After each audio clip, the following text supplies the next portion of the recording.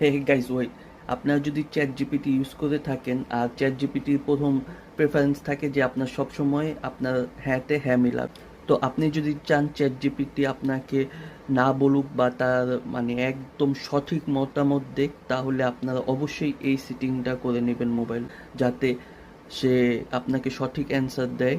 আপনি ভুল হলে ভুল বলে, সঠিক হলে সঠিক বলে। চলুন অ্যাপে যাওয়া যাক। আগে আপনাদের দেখিয়ে রাখি ইনস্ট্রাকশন দেওয়া না থাকলে চ্যাট জিপিটি কীরকম রেসপন্স করে। হাই লেখার পর আমাকে বলতেছে hi hi can I help you.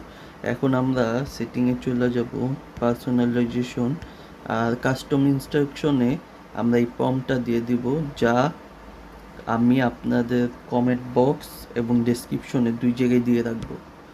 তো এটা করার পরে সেভ করে দিব। এখন যদি আমি এই জায়গায় এসে নিউ চ্যাটে হাই বলি,